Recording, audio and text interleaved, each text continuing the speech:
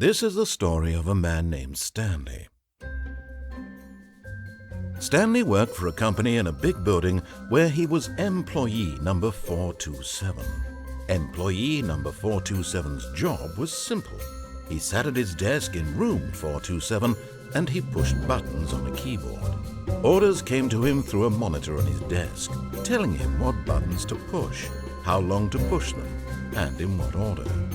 This is what employee 427 did every day of every month of every year. And although others might have considered it soul-rending, Stanley relished every moment that the orders came in, as though he had been made exactly for this job. And Stanley was happy. And then one day, something very peculiar happened. Something that would forever change Stanley. Something he would never quite forget. He had been at his desk for nearly an hour when he realized that not one single order had arrived on the monitor for him to follow.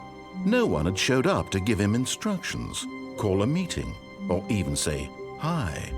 Never in all his years at the company had this happened, this complete isolation. Something was very clearly wrong. Shocked, frozen solid, Stanley found himself unable to move for the longest time. But as he came to his wits and regained his senses, he got up from his desk and stepped out of his office. All of his co-workers were gone. What could it mean? Stanley decided to go to the meeting room. Perhaps he had simply missed a memo.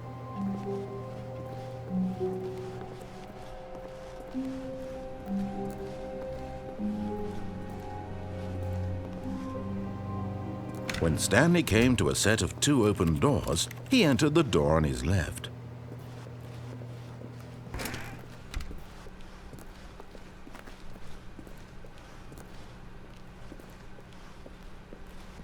Yet there was not a single person here either.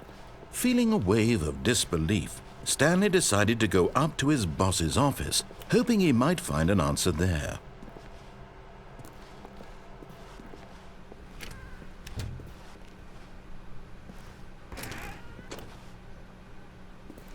Oh, no, not again. I won't be part of this. I'm not going to encourage you. I'm not going to say anything at all.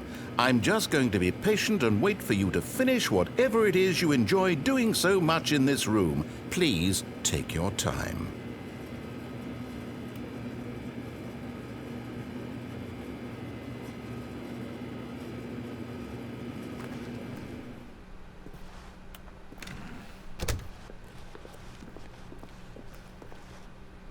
Coming to a staircase, Stanley walked upstairs to his boss's office.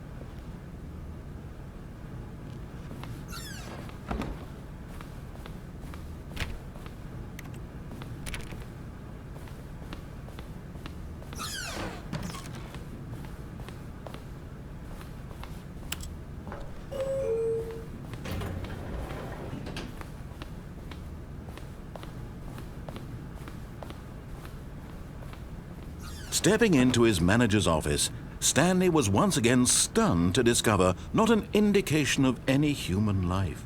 What could it mean? Stanley wondered aloud to nobody. He began wildly tearing through papers on the boss's desk, pulling books off the shelf, looking behind paintings, desperate for clues to his situation. But his attention was caught by a keypad behind the boss's desk. What could its purpose be? In fact, this keypad guarded the terrible secret that lay buried below his feet. And so the boss had assigned it an extra secret PIN number, 2845.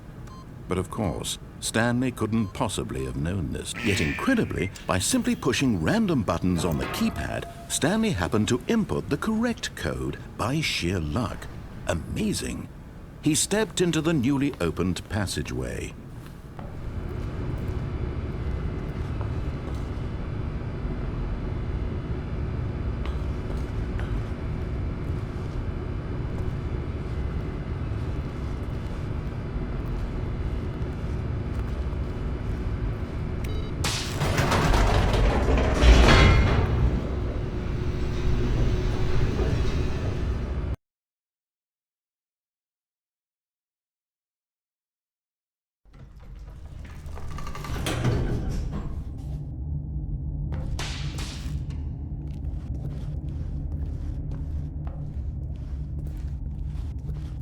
Stanley walked straight ahead through the large door that read Mind Control Facility.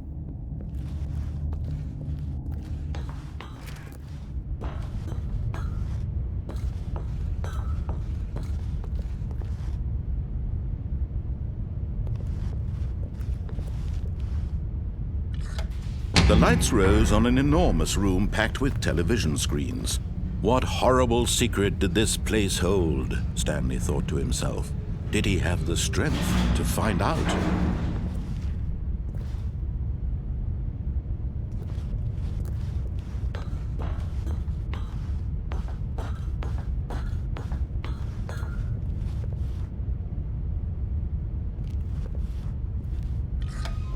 Now the monitors jumped to life, their true nature revealed.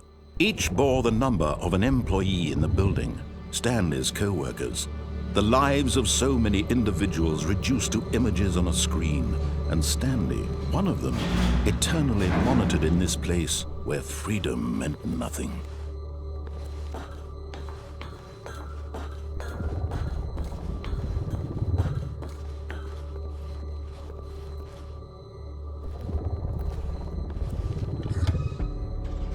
This mind control facility, it was too horrible to believe. It couldn't be true.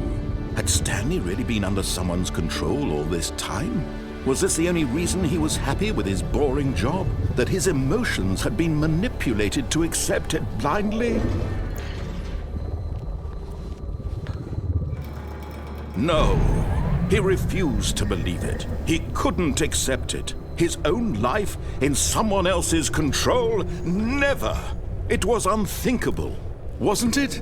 Was it even possible? Had he truly spent his entire life utterly blind to the world? But here was the proof, the heart of the operation. Controls labeled with emotions, happy or sad or content, walking, eating, working, all of it monitored and commanded from this very place. And as the cold reality of his past began to sink in, Stanley decided that this machinery would never again exert its terrible power over another human life. For he would dismantle the controls once and for all.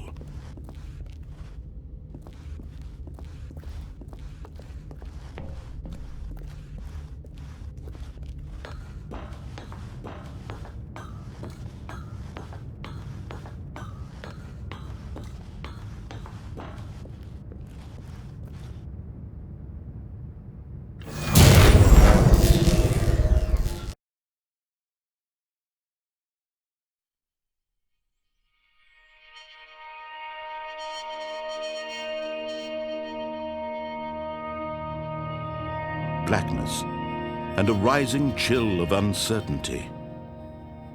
Was it over?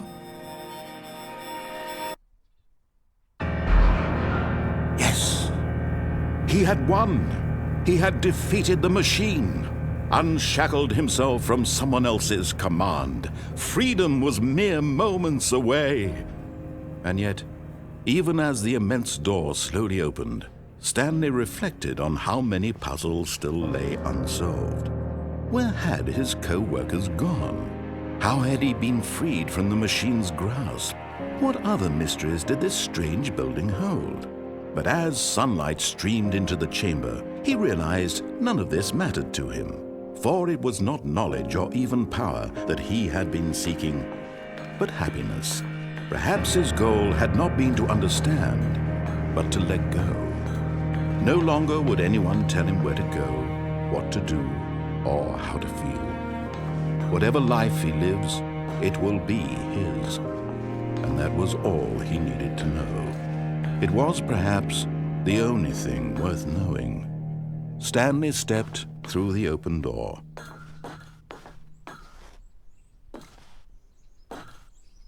Stanley felt the cool breeze upon his skin, the feeling of liberation, the immense possibility of the new path before him. This was exactly the way, right now, that things were meant to happen. And Stanley was happy.